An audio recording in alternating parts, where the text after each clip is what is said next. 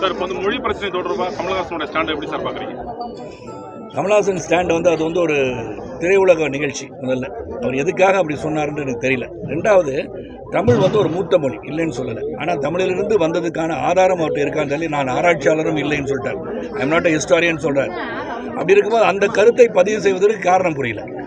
அதனால் இப்போ வந்து வேகமாக சுழன்று கொண்டிருந்த உலகத்தில் நான் வந்து முற்போக்கு சிந்தனையோடு நாம் வந்து முன்னேறி செல்ல வேண்டிய நாட்களில் திட்டங்கள் தீட்டி மக்கள் நல்லா இருக்கும்னு நினைக்கும் போது இந்த சர்ச்சைகளெல்லாம் கொண்டு வந்து இந்த சர்ச்சைகளும் என்ன பயனடைய போகிறோம் நமக்கு தெரியல.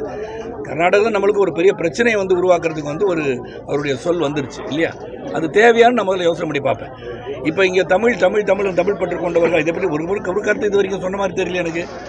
கமலஹாசன் சொன்னது உண்மை இல்லை என்று சொல்கிறதுக்கு வந்து சீமானை தவிர வேறு யாரும் சொல்கிறதுக்கு இல்லையா? திராவிட முன்னேற்ற கழகம் தமிழ் பற்றாளர்களாச்சே, ஏன் சொல்லலை ஒரு கருத்து அதை பற்றி? அப்போ நான் என்ன சொல்கிறேன், எல்லாமே செம்மொழி தான் இல்லையா? Classical language, Kannada is classical language, Telugu is classical language, Oriya classical language, Tamil, Sanskrit எல்லாமே கிளாசிக்கல் லாங்குவேஜஸ். அந்த அந்தஸ்தை பெற்ற செம்மொழி என்ற அந்தஸ்தை பெற்ற பிறகு இதிலிருந்து தான் அது வந்தது என்று சொல்வதால் என்ன பயன் என்று புரியவில்லை. ஆனால் தமிழ் வெறி என்பது இருப்பது வந்து தவறு கிடையாது.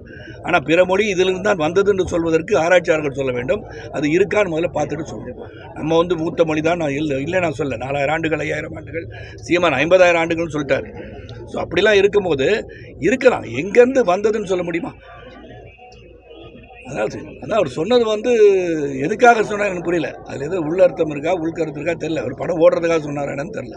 சார், இப்போ அதிமுக பாஜக கூட்டணியில் பாமக தேமுதிக இணையதுக்கான வாய்ப்பு இருக்காது. அது வந்து தலைமை எடுக்க வேண்டிய முடிவு. இணையில்லாமல் எல்லாருமே நல்ல ஒரு கூட்டணி அமைஞ்சால் தப்பு இல்லை, தவறு இல்லைன்னு சொல்கிறேன்.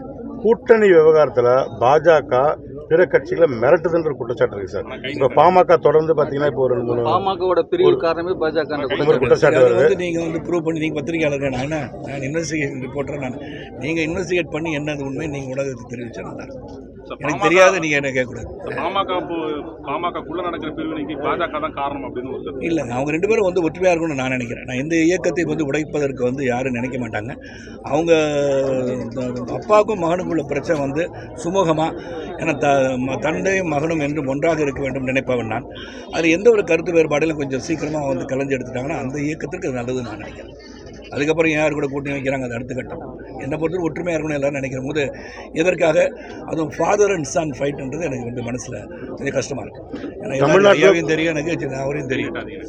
தமிழ்நாட்டில் பாஜகவோட வளர்ச்சி அந்த அளவுக்கு இருக்கு, சிறப்பாக இருக்குது. போனதிலே பார்த்தீங்களா 20% வந்திருக்கும். இது தொடர்ந்து வந்து வளர்ச்சி அடைஞ்சிட்டு தான் இருக்குது. அந்த உழைப்புன்னு அதிகரிக்கும் போது அனைவரும் சென்று களத்தில் சந்திக்கும் போது நிச்சயமாக நல்ல ஒரு பெர்சன்டேஜ் நம்ம உருவாக்கி கொண்டு வர முடியும் இருக்குது. இந்த கூட்டணியோட பயணத்தை செயல்படும் போது மேற்கொண்டு நாம் வலு சேர்ப்பதற்கு வேலையை செய்யணும். பாஜக உங்கள் பயணம் எப்படி சார் இருக்குது? நல்ல சிறப்பாக இருக்குது. Thank you sir. ரொம்ப நன்றி. வன்னியர்கள் தனி இடஒதுக்கீட்டில் உங்களோட நிலைப்பாடு என்ன சார்? வன்னியர்களுக்கான 10.5% உள்ளொதுக்கீடு பற்றி நான் பேசுகிறேன். அது பெரிய ஒரு உங்களோட நிலைப்பாடு, அது பெரிய சப்ஜெக்ட். அது இல்லையா நிலைப்பாடை பற்றி இல்லை, உள்ளொதுக்கீடை பற்றி பேசுவதற்கு விலாவரியாக பெருசாக பேசுகிறோம். ஏன்னா தமிழ்நாட்டில் 69% ஒதுக்கீடு இருக்குன்னு சொன்னால் எல்லா மாநிலத்தில் கிடையாது, 50% மேலே இருக்குன்றாங்க. அது வந்து மிகப்பெரிய ஒரு சட்டத்தை உருவாக்கி மத்திய அரசு செயல்பட்டு மத்திய அரசு சொல்ல வேண்டிய கருத்தை சரத்பவார் சொல்வதற்கு தகுதி அல்ல.